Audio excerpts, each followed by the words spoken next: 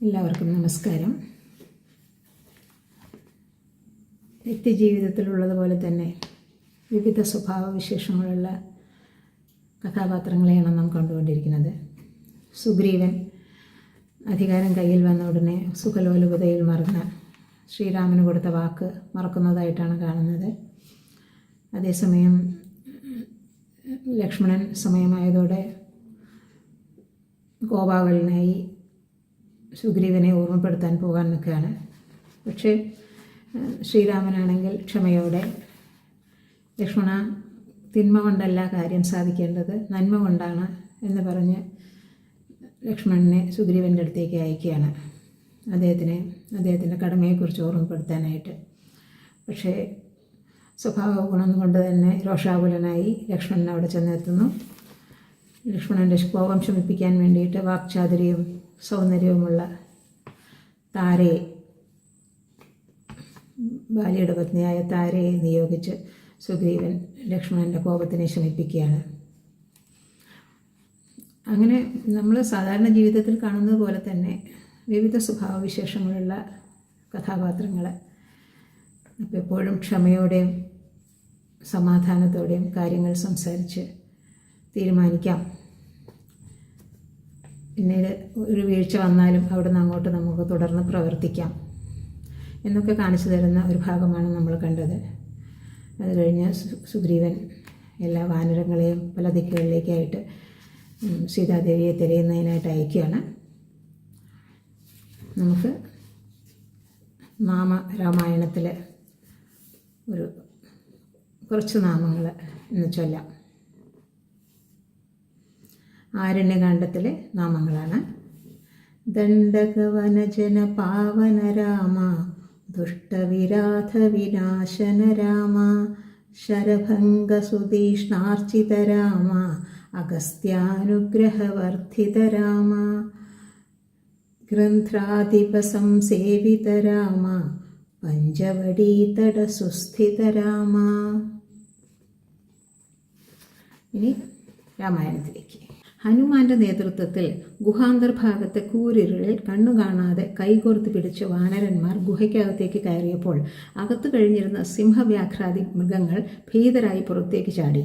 വാനരന്മാർ തപ്പിയും തടഞ്ഞും കുറച്ചു ദൂരം മുമ്പോട്ട് നീങ്ങിയതോടെ നിബിഡാന്ധകാരം സമ്മോഹനമായൊരു പ്രഭാപൂരത്തിന് വഴിമാറുകയും അത്യന്ത ഹൃദ്യമായ ചില കാഴ്ചകൾ അവർക്ക് സ്വാഗതമേകുകയും ഉണ്ടായി. വല്ലികളുടെ ഗാഠാലിംഗനത്തിൽ അമർന്ന വിവിധ ജാതികളിലുള്ള തരുവൃന്ദങ്ങൾ താങ്ങാൻ പ്രയാസമായ കുസുമമഞ്ജരികളും ഫലസമൂഹങ്ങളും വഹിച്ച് തിങ്ങിഞ്ഞെരുങ്ങി നിൽക്കുകയാണ്. അവയുടെ തറകൾ കെട്ടിപ്പടുത്തിരിക്കുന്നത് സാധാരണ മാതൃകയിലല്ല, വൈഡൂര്യരത്ന സമുച്ചയങ്ങൾ ഉപയോഗിച്ചിട്ടാണ്. ജലപക്ഷികളും മത്സ്യങ്ങളും ആമകളും സ്വച്ഛന്നം നീന്തിക്കളിക്കുന്ന അച്ഛജലപൂർണമായ സരസ്സുകളിൽ നിരക്ക വിടർന്നു നിൽക്കുന്നത് സ്വർണ്ണത്താമരപ്പൂക്കളാണ്. അവയ്ക്കപ്പുറത്തുള്ള മന്ദിരങ്ങൾ സ്വർണ്ണ നിർമ്മിതങ്ങളെന്ന് മാത്രമല്ല, ഭിത്തികളിൽ വിവിധ വർണ്ണങ്ങൾ കലർന്ന നിരവധി അനർഘരത്നങ്ങൾ അമഴ്ത്തിയിരിക്കുന്നു. സ്വാദിഷ്ടമായ ഫലമൂലങ്ങളും മറ്റു ഭക്ഷണ പദാർത്ഥങ്ങളും പല മാതിരിയുള്ള പാനീയങ്ങളും തേനും മറ്റും എത്ര വേണമെങ്കിലും അവിടെ കൂട്ടിവെച്ചിരിക്കുകയാണ്. ഒടുവിൽ അവരുടെ കണ്ണുകൾ മാൻതോലും മരവരിയും ധരിച്ച് മുകുളീകൃത നേത്രയായി, അജ്ജലീബദ്ധയായി, ധ്യാനനിമഗ്നയായി, ഉപവിഷ്ടയായ ഒരു യോഗിനിയുടെ ദിവ്യരൂപത്തിൽ തങ്ങി നിന്നു. ഹനുമാൻ ഭക്തിയാദര പുരസ്സരം മുമ്പോട്ട് ചെന്ന് ചോദിച്ചു, ദേവി, ആരാണ് അവിടുന്ന്? ആരുടെ വകയാണ് ഈ ഗുഹ? അറിയിക്കാൻ ദയവുണ്ടാകണം. അത് കേട്ട് യോഗിനി ധ്യാനത്തിൽ നിന്നുണർന്ന് കണ്ണുകൾ തുറന്നു. ഹനുമാൻ തുടർന്നു, ഞങ്ങൾ ദാഹം കൊണ്ട് വലഞ്ഞ് മറ്റു നിവൃത്തിയില്ലാതെ ഈ ഗുഹയിൽ കടന്നു വന്നതാണ്. ഈ ദിവ്യസ്ഥലം കണ്ടതോടെ എന്തു ചെയ്യണമെന്ന് ഞങ്ങൾക്ക് നിശ്ചയമില്ലാതായിരിക്കുന്നു. ആരുടെ തപശക്തിയാണ് ഇവിടെ പ്രകടമായിരിക്കുന്നത്? മധുരോദാരമായ സ്വരത്തിൽ യോഗിനി പറഞ്ഞു. അസുരശില്പിയായ മയൻ തന്നെയാണ് ഈ വനവും ഗുഹയും നിർമ്മിച്ചത്. അപ്സരസുകളിൽ ഏറ്റവും സൗന്ദര്യവതിയായ ഹേമയിൽ മയൻ അനുരക്തനായി. ദേവേന്ദ്രൻ മയനെ യുദ്ധത്തിൽ തോൽപ്പിച്ച് ഹേമയ്ക്ക് സംരക്ഷണമേകി. ബ്രഹ്മാവ് അവൾക്ക് ഈ ഗുഹ നൽകുകയും ചെയ്തു. അവളുടെ ഞാൻ ഇവിടെ ഇരുന്ന് തപസ് ചെയ്യുന്നു. മേരു സാബർണിയുടെ മകളായ എൻ്റെ പേർ സ്വയംപ്രഭ എന്നാണ്. ആട്ടെ, നിങ്ങളെല്ലാവരും ഈ വനത്തിലേക്ക് വന്നത് എന്തിനാണ്? ആരും കണ്ടിട്ടില്ലാത്ത ഈ ഗുഹയിൽ എങ്ങനെ കടന്നു കയറി? എനിക്കെല്ലാം അറിയണം. പക്ഷേ അതെല്ലാം നിങ്ങൾ വിശപ്പും ദാഹവും തീർത്തിട്ട് മതി. അതാ കാണുന്ന ഭക്ഷ്യസാധനങ്ങളും പാനീയങ്ങളും നിങ്ങൾക്കെടുക്കാം. അവിചാരിതമായി സിദ്ധിച്ച ഭാഗ്യാതിരേകത്തിൽ ആഹ്ലാദചിത്തരായി തീർന്ന വാനരന്മാർ അമൃതതുല്യമായ ഭക്ഷ്യപേയങ്ങൾ അത്യാർത്തിയോട് അകത്താക്കിയപ്പോൾ തങ്ങൾക്ക് നൂതന ചൈതന്യം സിദ്ധമായതായി അവർക്ക് അനുഭവപ്പെട്ടു. താനും തൻ്റെ സഹചരന്മാരും ആരാണെന്നും തങ്ങൾ ആരുടെ സേവനാർത്ഥം ഇറങ്ങി തിരിച്ചിരിക്കുകയാണെന്നും ഇവിടെ ഈ ഗുഹയിൽ എങ്ങനെയാണ് എത്തിച്ചേർന്നതെന്നും മറ്റുള്ള കാര്യങ്ങൾ വിശദാംശങ്ങളൊന്നും വിടാതെയും എന്നാൽ സംഗ്രഹിച്ചും ഹനുമാൻ സ്വയംപ്രഭയെ അറിയിച്ചു.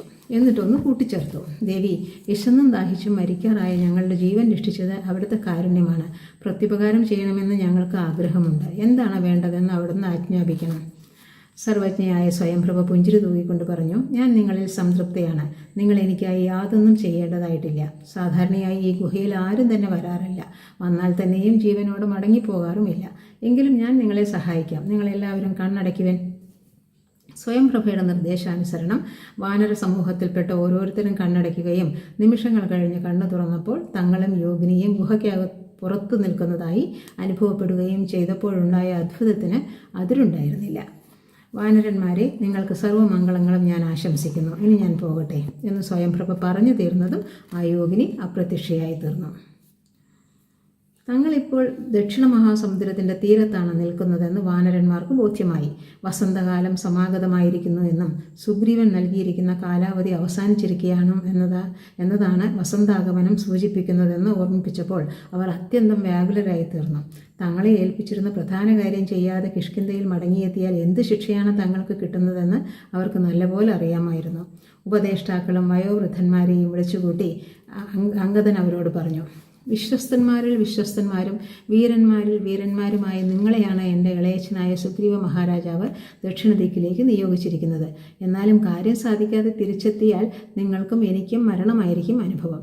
എന്നെ സംബന്ധിച്ചിടത്തോളം ഒരു പ്രത്യേകത കൂടിയുണ്ട്. ഇളയച്ചൻ സ്വമേധയായിട്ടല്ല, ശ്രീരാമൻ്റെ നിർദ്ദേശപ്രകാരമാണ് എനിക്ക് യുവരാജാവെ അഭിഷേകം നടത്തിയത്. പണ്ടേ ഇളയച്ചന് ബാലിപുത്രനായ എന്നോട് പകയുണ്ടായിരുന്നിരിക്കണം. ഇപ്പോഴുണ്ടായ കഴിവുകേടുകൂടി ആയാൽ പിന്നെ പറയാനുമില്ല. ഞാൻ ഈ സമുദ്രതീരത്ത് പ്രായോപവേശം ചെയ്ത് ജീവനൊടുക്കും. കേട്ടിരുന്ന വാനര പ്രമുഖന്മാരുടെ ചിന്ത ഒരു വഴിക്ക് പോയി. സുഗ്രീവ മഹാരാജാവ് പണ്ട് തന്നെ നിഷ്ഠൂരനാണ്. ശ്രീരാമനെ സന്തോഷിപ്പിക്കാൻ വേണ്ടി അദ്ദേഹം വധിക്കാനും മടിക്കുകയില്ല. പോരെങ്കിൽ ആജ്ഞാലംഘനം നടത്തിയവർ രാജസന്നിധിയിൽ മടങ്ങിയെത്തുന്നത് അപകടകരമാണ്. യുവരാജാവിൻ്റെ നിലപാടാണ് ഉചിതമായിട്ടുള്ളത്. തങ്ങളും ഇവിടെ കിടന്ന് മരിക്കുക തന്നെ. എന്നാൽ വാനരശ്രേഷ്ഠന്മാരുടെ മുന്നണിയിലുള്ള താരൻ്റെ നിലപാട് മറ്റൊന്നായിരുന്നു. കൂട്ടുകാരെ, നാം കിഷ്കിന്ധയിലേക്ക് മടങ്ങിപ്പോകേണ്ടതില്ല. നമുക്ക് ഈ ഗുഹയിൽ തന്നെ സ്ഥിരമായി താമസിക്കാം. മയാസുരൻ നിർമ്മിച്ചതാണല്ലോ അത്ഭുതങ്ങൾ നിറഞ്ഞ ഈ ഗുഹ. ഭക്ഷണവും പാനീയങ്ങളും ഇവിടെ ധാരാളമുണ്ട്. ശ്രീരാമനിൽ നിന്നോ മഹാരാജാവിൽ നിന്നോ നമുക്കിവിടെ അപായവും ഉണ്ടാകുകയില്ല. താരൻ്റെ അഭിപ്രായം അംഗദനും മറ്റുള്ളവർക്കും സ്വീകാര്യമായതായി ഹനുമാൻ മനസ്സിലാക്കി. പരാക്രമത്തിലും ശക്തിയിലും ബുദ്ധിയിലും അംഗദൻ ആരുടെയും പിന്നിലല്ലെന്ന് ഹനുമാൻ അറിയാമെങ്കിലും ഇപ്പോഴത്തെ പുറപ്പാട് വിനാശകരമാണെന്ന് തീർച്ചയായിരുന്നു. ഇളയ രാജാവിനെ നേർവഴിക്ക് നയിക്കണമെന്ന ഉദ്ദേശത്തോടുകൂടി ഹനുമാൻ അസുഖകരമായേക്കാവുന്ന ഉപദേശം നൽകി. കൊച്ചു തമ്പുരാനെ, അങ്ങേക്ക് പിതാവായ ബാലി മഹാരാജാവിൻ്റെ യുദ്ധസാമർഥ്യവും രാജ്യഭരണ സാമർഥ്യവുമുണ്ടെന്ന് സമ്മതിക്കുന്നു. ഈ ഗുഹയിൽ അങ്ങേക്ക് രക്ഷ കിട്ടുമെന്ന് വിചാരിക്കുന്നത് വലിയ തെറ്റാണ്. ലക്ഷ്മണന് ഒരൊറ്റ അമ്പ് മാത്രം മതി ഈ ഗുഹയെ തവിടുപൊടിയാക്കാൻ. അനേകം അമ്പുകൾ ലക്ഷ്മണൻ്റെ ആവനാഴിയിൽ ഉണ്ട് താനും. അങ്ങയോട് ഒന്നിച്ച് കഴിഞ്ഞുകൂടാമെന്ന് പലരും പറയുന്നുണ്ടാവും. പക്ഷേ അവർ തങ്ങളുടെ ഭാര്യാസന്താനങ്ങളെയും സൗഖ്യത്തെയും ഉപേക്ഷിക്കുന്നവരല്ല. ആവശ്യമെന്ന് വന്നാൽ അവർ അങ്ങയെ തനിച്ചാക്കി മടങ്ങിപ്പോയിക്കളയും. അങ്ങയുടെ ഇളയച്ചൻ വാസ്തവത്തിൽ ധർമ്മിഷ്ഠനും അങ്ങയുടെ ഗുണകാംക്ഷിയുമാണ്. പോരെങ്കിൽ അങ്ങയെ സ്വന്തം മകനെ പോലെ കരുതിപ്പോരുകയും ചെയ്യുന്നു. നമുക്ക് മടങ്ങിപ്പോവുക തന്നെ വേണം. പക്ഷേ അംഗദൻ വികാരാധീനനായി വിലപിച്ചുകൊണ്ട് നിലത്ത് ദർഭപ്പുല്ല് വിരിച്ച് അതിൽ കിടപ്പായി. അതുകണ്ട് വാനര പ്രമുഖന്മാരെല്ലാം യുവരാജാവിനെ വിട്ടുപിരിയാൻ മനസ്സില്ലാത്തവരായി. അദ്ദേഹത്തോട് ഒന്നിച്ച് പ്രാണൻ ത്യജിക്കാൻ തയ്യാറായി കിഴക്കോട്ട് തലവെച്ച് ദർഭപ്പുല്ലിൽ കിടന്നു. മരണത്തെ അഭിമുഖീകരിക്കുവാൻ സന്നദ്ധരായ ആ അവസരത്തിൽ അവരുടെ ചിന്തകൾ ആരാധ്യ പുരുഷനായി കഴിഞ്ഞിരുന്ന ശ്രീരാമൻ്റെ മഹാത്മ്യത്തെ പ്രകീർത്തിക്കുന്നവയും അദ്ദേഹത്തിൻ്റെ ഇപ്പോഴത്തെ അവസ്ഥകൾ വർണ്ണിക്കുന്നതുമായ സംഭാഷണങ്ങളിൽ പുറത്തേക്ക് വന്നു. നിരവധി വാനരന്മാരുടെ ഖണ്ഡങ്ങളിൽ നിന്നുയർന്ന മർമ്മര ശബ്ദം അന്നോളം അവർക്ക് അജ്ഞാതനായിരുന്ന ഒരു ജീവിയുടെ കർണങ്ങളിൽ കടന്നു ചെന്നു. പർവ്വതഗുഹരത്തിൽ ഏകാന്ത ജീവിതം നയിക്കുന്നവനും ജടായുവിൻ്റെ ജ്യേഷ്ഠനും സമ്പാദി എന്ന പേരുകാരനുമായ പടുകൂറ്റൻ ഗൃധ്രനായിരുന്നു ആ ജീവി. ഇര തണ്ടാൻ മിനക്കെടാതെ തന്നെ തനിക്ക് വളരെക്കാലത്തേക്ക് സുഖമായി തിന്നാനുള്ള മൃതശരീരങ്ങളായി ചില ദിവസങ്ങൾക്കുള്ളിൽ ഈ വാനരന്മാർ രൂപാന്തരപ്പെടുമല്ലോ എന്ന് വിചാരിച്ച് സമ്പാദി സന്തുഷ്ടനായി. ഭയാനകമായ കൊക്ക് തുറന്നു വെച്ചുകൊണ്ടും വജ്രതുല്യമായ നഖങ്ങൾ പ്രദർശിപ്പിച്ചുകൊണ്ടും ആ ഗൃധ്രൻ ഗുഹയ്ക്കുള്ളിൽ നിന്ന് പുറത്തിറങ്ങി നിരന്നു കിടക്കുന്ന വാനരന്മാരെ സമീപിച്ചു. ഭീകരസ്വരൂപനായ പക്ഷിയുടെ മട്ടും ഭാവവും കണ്ടപ്പോൾ തന്നെ ആ ജീവിയുടെ ഉദ്ദേശം മനസ്സിലാക്കിയ അംഗദൻ ഹനുമാനോട് പറഞ്ഞു, നാം ശ്രീരാമകാര്യം സാധിക്കുകയോ സുഗ്രീവാജ്ഞ അനുസരിക്കുകയോ ചെയ്തിട്ടില്ല. അതിനു മുമ്പ് ഇതാ ഇങ്ങനെയൊരു ആപത്തും വന്നു ചേർന്നിരിക്കുന്നു. വെറും ഒരു പക്ഷിയായ ജടായു പോലും ശ്രീരാമപത്നിയെ രക്ഷിക്കുന്നതിനായി ജീവത്യാഗം ചെയ്യുകയുണ്ടായി. നമ്മളാകട്ടെ ഒന്നും ചെയ്യാനാകാതെ ഇവിടെ കിടന്ന് മരിക്കാറുമായി. ജടായുവിൻ്റെ പേര് കേട്ട നിമിഷത്തിൽ ഹൃദയം ഇളകിമറിഞ്ഞു തുടങ്ങിയ സമ്പാതി ഉദ്യോഗത്തോടെ വാനരന്മാരോട് ചോദിച്ചു, എൻ്റെ പ്രിയപ്പെട്ട അനുജൻ ജടായു മരിച്ചെന്നും മറ്റും പറഞ്ഞ നിങ്ങൾ ആരാണ്? എത്രയോ കാലത്തിന് ശേഷമാണ് ഞാൻ ഇന്ന് അനുജൻ്റെ പേര് പോലും കേൾക്കുന്നത്. എങ്ങനെയാണ്, എവിടെ വെച്ചാണ് ജടായു ജീവത്യാഗം ചെയ്തത്? ദയവ് ചെയ്തെല്ലാം എന്നോട് പറയുവിൻ. സമ്പാദിക്ക് ചിറകുകളില്ലെന്ന് കണ്ട് അവ കരിഞ്ഞു പോയതാണെന്ന് ഊഹിച്ചുകൊണ്ടും ജടായുവിൻ്റെ ജ്യേഷ്ഠനായ പക്ഷിയോടുള്ള അനുഭാവം കൊണ്ടും വാനരന്മാരുടെ പ്രതിനിധി എന്ന നിലയിൽ അംഗദൻ സംസാരിച്ചു. ശ്രീരാമൻ സീതാലക്ഷ്മണന്മാരോടുകൂടി വനവാസത്തിന് വന്നതും സീതയെ രാവണൻ അപഹരിച്ചു കൊണ്ടുപോകുമ്പോൾ ചെന്ന് തടുത്ത ജടായു ഹതനായതും ശ്രീരാമ സുഗ്രീവന്മാർ തമ്മിൽ സഖ്യമുണ്ടായതും തങ്ങൾ സീതാന്വേഷണത്തിന് ഇറങ്ങിയതും എല്ലാം വാനര യുവരാജാവ് വൃദ്ധഗൃധ്രനെ വിസ്തരിച്ച് കേൾപ്പിച്ചിട്ട് ഒന്ന് ചോദിച്ചു. രാവണനെക്കുറിച്ച് അങ്ങേക്ക് എന്തെല്ലാം അറിയാവുന്നതെല്ലാം ഞങ്ങൾക്ക് പറഞ്ഞു തരുമോ? സമ്പാതി ഉത്തരം നൽകി. ലാവണ്യവതിയായ ഒരു യുവതീരത്നത്തെ രാവണൻ ആകാശമാർഗത്തിലൂടെ അപഹരിച്ചു കൊണ്ടുപോകുന്നത് ഞാൻ കാണുകയുണ്ടായി. യുവതി ഹാ രാമ ലക്ഷ്മണ എന്നിങ്ങനെ സദാ മുറവിളി കൂട്ടുകയായിരുന്നു. ലങ്കാനഗരിയാണ് രാക്ഷസ ചക്രവർത്തിയായ രാവണന്റെ ആസ്ഥാനം. ഇവിടുന്ന് 100 യോജന ദൂരത്തിലുള്ള ദ്വീപിലാണ് ലങ്കാനഗരി. എന്നെപ്പോലുള്ളവർക്ക് അമാനുഷികമായ ദൃഷ്ടിശക്തി സിദ്ധിച്ചിട്ടുണ്ട്. ലങ്കാനഗരിയും അവിടെയുള്ള മറ്റെല്ലാം എനിക്ക് ഇവിടെ ഇരുന്ന് കാണാം. ശരി, ചിറകില്ലാത്ത എന്നെ നിങ്ങൾ സമുദ്രതീരത്ത് കൊണ്ടു ചെന്നാക്കണം. അനുജന് വേണ്ടി എനിക്ക് വിധിപ്രകാരം ഉദകക്രിയ ചെയ്യണം. ശത്രുവെന്ന് തെറ്റിദ്ധരിച്ച മിത്രത്തെ വാനര പ്രമുഖന്മാർ സാദരമെടുത്ത് സമുദ്രതീരത്തിലാക്കി. ആ പ്രവരൻ ഉദകക്രിയകൾ ചെയ്ത് തീർക്കുന്നതുവരെ കാത്തു നിന്നിട്ട് അതിനുശേഷം പൂർവ്വസ്ഥാനത്തിലാക്കി. തൻ്റെ പൂർവ്വചരിത്രം അറിയുവാൻ ആകാംക്ഷഭരിതരായിരിക്കുകയാണ് നൂതന മിത്രങ്ങളായ വാനരന്മാരെന്ന് മനസ്സിലാക്കിയ സമ്പാതി സന്തോഷത്തോടെ അവരുടെ ആഗ്രഹം നിറവേറ്റുവാനായി തൻ്റെ കഥ കേൾപ്പിച്ചു. പണ്ട് വൃത്രാസുരവധം നടന്നതിൽ പിന്നെ സമ്പാദിയും ജടായുവും തമ്മിൽ സ്നേഹപുരസ്സരമായ ഒരു മത്സരമുണ്ടായി. അവരിൽ ആരാണ് ആദ്യമായി സൂര്യഭഗവാന്റെ സമീപത്ത് പറന്നെത്തുക എന്നതായിരുന്നു മത്സരം. ജ്യേഷ്ഠനും അനുജനും ഒരേ സമയത്ത് പക്ഷങ്ങൾ വിരിച്ച് ഭൂമിയിൽ നിന്നുയർന്ന് അതിവേഗത്തിൽ സൂര്യമണ്ഡലം ലക്ഷ്യമാക്കി ദ്രുതഗമനം ചെയ്തുകൊണ്ടിരുന്നു. മധ്യാഹ്നമായപ്പോഴേക്കും സൂര്യഭഗവാന്റെ ചണ്ഡകിരണങ്ങളേറ്റ് അവശനായിത്തീർന്ന ജടായുവിനെ രക്ഷിക്കുന്നതിനായി സമ്പാതി മത്സരചിന്ത വെടിഞ്ഞ് ചിറകുകൾ വിടർത്തി അനുജന് തണലേകി. എന്നാൽ ജടായുവിനുണ്ടാകുമായിരുന്ന ദുരനുഭവം സമ്പാദിക്കുണ്ടായതിൻ്റെ ഫലമായി ആ സഹോദര സ്നേഹി 2 ചിറകുകളും വെന്തെരിഞ്ഞ് നിസ്സഹായനായി ഭൂമിയിൽ പതിക്കുകയാണ് ചെയ്തത്. 6 ദിവസം ബോധരഹിതനായി വീണിടത്ത് കിടന്ന സമ്പാതി കണ്ണുമിഴിച്ച് നോക്കിയപ്പോൾ ആദ്യമൊന്നും വ്യക്തമായില്ലെങ്കിലും പിന്നീട് സകലതും ഓർമ്മയിലെത്തി. അടുത്തായി നിശാകരൻ എന്നു പേരായ ഒരു മഹാതപസ്വിയുടെ ആശ്രമമുണ്ടെന്നറിഞ്ഞ പക്ഷവിഹീനനായ പക്ഷി വളരെ വിഷമിച്ച് അങ്ങോട്ടേക്ക് ചെന്നു. പുറത്തേക്ക് പോയിരുന്ന നിശാകരൻ്റെ പ്രത്യാഗമനം പ്രതീക്ഷിച്ച് ഒരു മരച്ചോട്ടിൽ സമ്പാതി നിൽപ്പായി. കുറേ കഴിഞ്ഞ് തപസ്വി സ്നാനം കഴിഞ്ഞ് വന്യമൃഗങ്ങളുടെ അകമ്പടിയോടുകൂടെ ആശ്രമത്തിലേക്ക് വരികയുണ്ടായി. സിംഹവ്യാഘ്ര കിടീവൃഗാദി ഹിംസ്രമൃഗങ്ങൾ ആജ്ഞാനുവർത്തികളായിരുന്നതിനാൽ നിശാകരൻ്റെ മാഹാത്മ്യം അദ്ദേഹത്തിന് മനസ്സിലായി. മുമ്പ് തന്നെ സമ്പാദിയെ പരിചയമുണ്ടായിരുന്ന മഹാത്മാവ് ചോദിച്ചു, എങ്ങനെയാണ് ചിറക് രണ്ടും പോയി ഈ ദയനീയ സ്ഥിതി ഉണ്ടായത്? നടന്നതെല്ലാം വിസ്തരിച്ചറിയിച്ചിട്ട് സമ്പാദി നിരുദ്ധകണ്ഠനായി പറഞ്ഞു, മഹാത്മൻ, എല്ലാം നഷ്ടപ്പെട്ട് എനിക്കിനി മരണം മാത്രമാണ് ശരണം. ദീനാനുകമ്പാപരവശനായ നിശാകരൻ അല്പമൊന്ന് ധ്യാനിച്ചപ്പോൾ ദിവ്യദൃഷ്ടി കൊണ്ട് കണ്ടതെല്ലാം അറിയിച്ചു. സമ്പാദി ഇനിയൊരു കാലത്ത് ശ്രീരാമൻ എന്ന അവതാര പുരുഷന്റെ പത്നിയായ സീതാദേവിയെ രാവണൻ എന്ന രാക്ഷസ രാജാവ് അപഹരിച്ചു കൊണ്ടുപോകും. ശ്രീരാമഭൃത്യന്മാരായ വാനരന്മാർ സീതയെ അന്വേഷിക്കുന്നതിനിടയിൽ ഇവിടെ എത്തിച്ചേരും. നീ അവർക്ക് രാവണന്റെ ദുഷ്പ്രവൃത്തിയെക്കുറിച്ച് അറിവ് കൊടുക്കണം. അപ്പോൾ നിന്റെ കരിഞ്ഞുപോയ ചിറകുകൾ 2 പണ്ടത്തെ പോലെ മുളച്ചു വരും. ശ്രീരാമനെ കണ്ടു വന്ദിക്കാൻ എനിക്ക് മതിയായ ആഗ്രഹമുണ്ട്. എന്നാൽ അതിന് വളരെ മുമ്പായി തന്നെ എനിക്ക് എൻ്റെ ഭൗതിക ശരീരം ഉപേക്ഷിക്കേണ്ടതായിട്ടുണ്ട്. അത്രയും പറഞ്ഞ നിശാകരൻ ആശ്രമത്തിൽ പ്രവേശിക്കുകയും സമ്പാദി ഇഴഞ്ഞിഴഞ്ഞൊരു വിധത്തിൽ ഗുഹയിലെത്തി തൻ്റെ താമസം ഉറപ്പിക്കുകയും ചെയ്തു.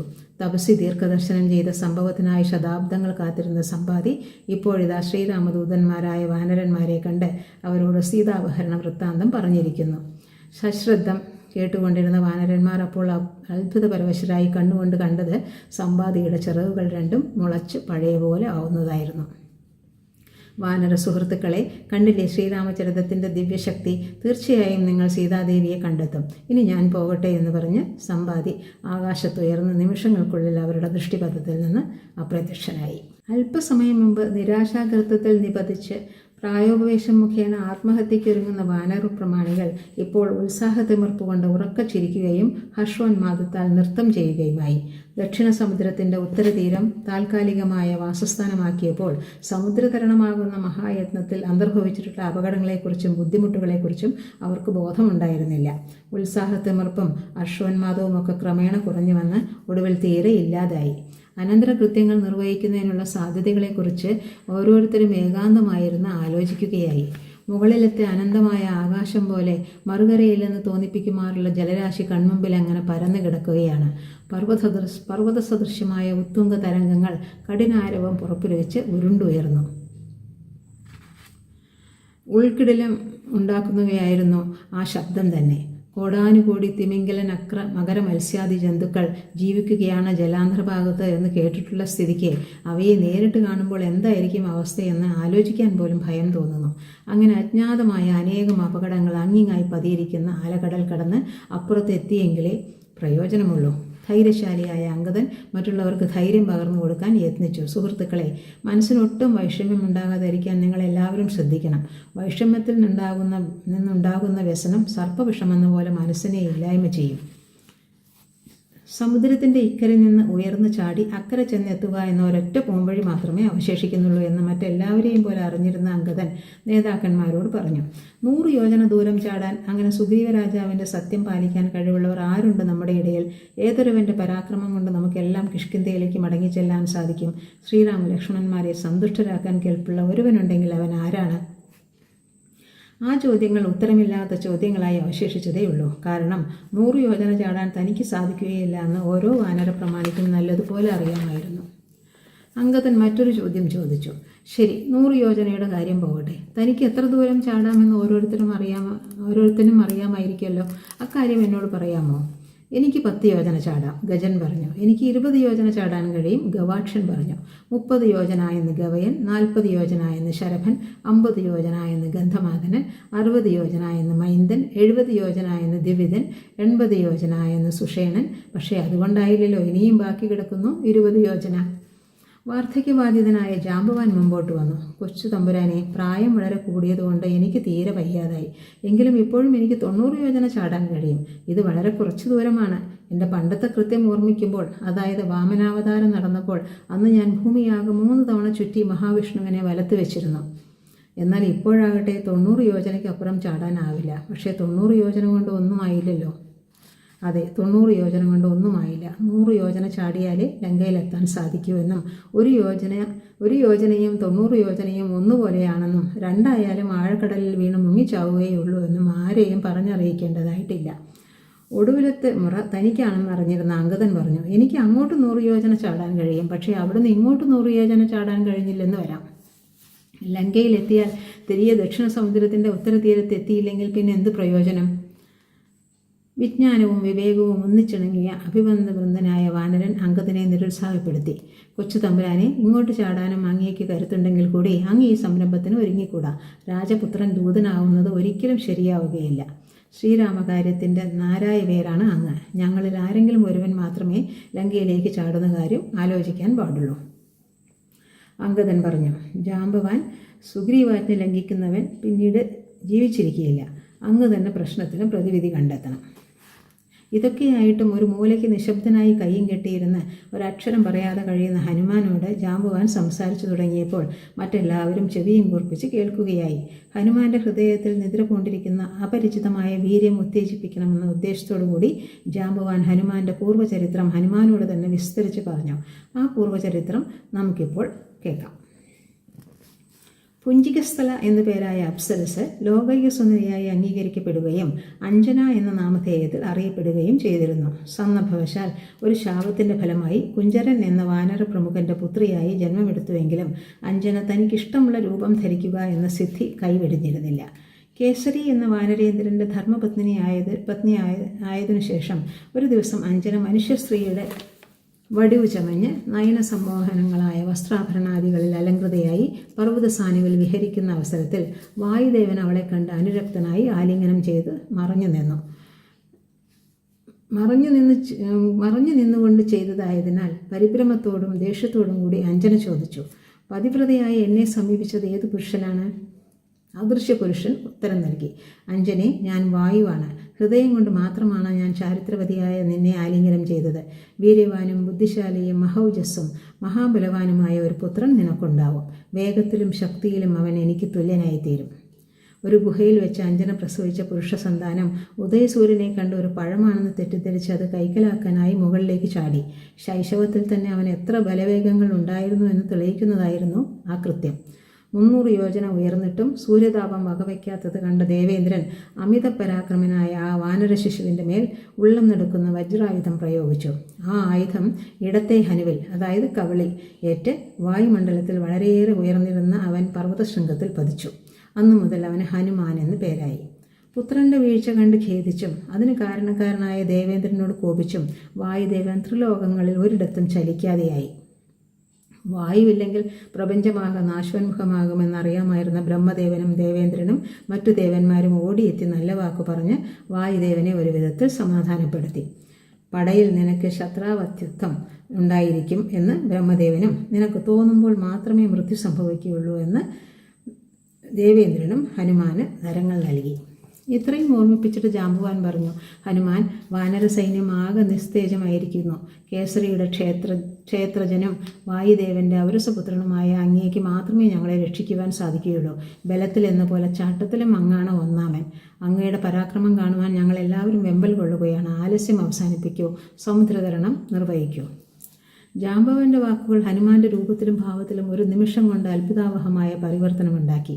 വാലിളക്കി ചാടി എഴുന്നേറ്റ് നിന്ന മഹാബലവാനും മഹാപരാക്രമിയുമായ ആ വാനരശ്രേഷ്ഠനെ അലൗകികമായ ഒരു തേജസ് വലയം ചെയ്യുന്നതായി കാണപ്പെട്ടു. സടകുടഞ്ഞെഴുന്നേൽക്കുന്ന മൃഗരാജനെ പോലെ, ധൂമം പുറപ്പെടുവിക്കാത്ത പാവകനെ പോലെ വാനര സമൂഹത്തിൻ്റെ മധ്യത്തിൽ നിന്നുകൊണ്ട് ഹനുമാൻ ഗർവലേശം കൂടാതെയുള്ള ആത്മവിശ്വാസം പ്രകടമാക്കി. ഞാൻ മഹാസാഗരങ്ങളെ കലക്കുകയും പർവ്വതങ്ങളെ പിടിച്ചു കുലുക്കുകയും മേഘങ്ങളെ ഊതിപ്പറപ്പിക്കുകയും ചെയ്യും. ഗരുഡനും എൻ്റെ പിതാവ് വായുദേവനും അല്ലാതെ മറ്റാരും ഗതിവേഗത്തിൽ എന്നോട് കിടനിൽക്കുകയില്ല. മിന്നൽ പിണർ പോലെ ഞാൻ ആകാശഗമനം ചെയ്യുന്നത് നിങ്ങളിപ്പോൾ കാണും. വേണ്ടി വന്നാൽ 100 യോജന ദൂരമല്ല 1000 യോജന ദൂരം ചാടാൻ എനിക്ക് സാധിക്കും. ഞാൻ സീതാദേവിയെ കണ്ടിട്ട് വരിക തന്നെ ചെയ്യും. നിങ്ങൾക്ക് യാതൊരു സംശയവും വേണ്ട. അത്ഭുതാദരങ്ങളോടെ നോക്കി നിൽക്കുന്ന വാനര സമൂഹങ്ങളിൽ ഓരോരുത്തരും ഹനുമാന്റെ പ്രഖ്യാപനം കേട്ട് രോമാഞ്ചകഞ്ചിതരായി. ഉള്ളുകുളിർത്ത ജാമ്പവാൻ ഇടറുന്ന സ്വരത്തിൽ പറഞ്ഞു, ഹനുമാൻ, ഞങ്ങളുടെ നിരാശയും ദുഃഖവും എല്ലാം അങ്ങിപ്പോൾ അകറ്റിയിരിക്കുന്നു. എല്ലാവരും അങ്ങയുടെ സംരംഭത്തിൻ്റെ വിജയത്തിനായി അകമഴിഞ്ഞ് പ്രാർത്ഥിക്കുകയാണ്. ഋഷിമാരുടെയും ആചാര്യന്മാരുടെയും അനുഗ്രഹത്താലും വാനരവൃദ്ധന്മാരായ ഞങ്ങളുടെ ആശിഷുകളാലും അങ്ങ് ഈ മഹാസമുദ്രം മറികടക്കണം. ഞങ്ങളെല്ലാവരുടെയും ജീവിതം അങ്ങയുടെ കൈകളിലാണ്. വിജൃംഭിത വീരനായ ഹനുമാൻ പറഞ്ഞു, സ്നേഹിതന്മാരെ, ഞാൻ ഉയർന്നു ചാടുമ്പോൾ കാലിനുണ്ടാകുന്ന ഊക്ക് താങ്ങുവാൻ ഇപ്പോൾ നാം നിൽക്കുന്ന സ്ഥലത്തിന് കേൾപ്പില്ല. കരിമ്പാറകൾ നിറഞ്ഞതും ഉറപ്പേറെയുള്ളതുമായ മഹേന്ദ്രപർവ്വതം അടുത്തുണ്ടല്ലോ. എൻ്റെ കാലമർത്തൽ താങ്ങുവാൻ ആ പർവ്വതത്തിനെ സാധിക്കുകയുള്ളൂ. കാലം കളയാതെ ഹനുമാൻ വാനര സൈന്യം നിന്ന് മഹേന്ദ്രപർവ്വതത്തിലെത്തി.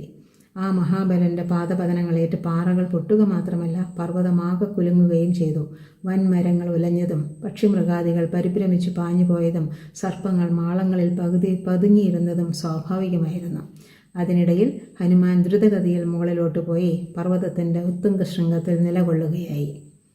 പവനാത്മജനും ശ്രീരാമദൂതനും സുഗ്രീവമന്ത്രിയുമായ ആ മഹാവാനരൻ്റെ ശരീരം ഇപ്പോൾ മഹേന്ദ്രഗിരിയിലാണെങ്കിലും അദ്ദേഹം മനസ്സുകൊണ്ട് സീതാപഹർത്താവായ രാവണൻ്റെ ആസ്ഥാനമായ ലങ്കയിൽ എത്തിക്കഴിഞ്ഞിരുന്നു. ഇനി ഹനുമാൻ ലങ്കയിലെത്തിയിട്ടുള്ള വിശേഷം പിന്നീട്.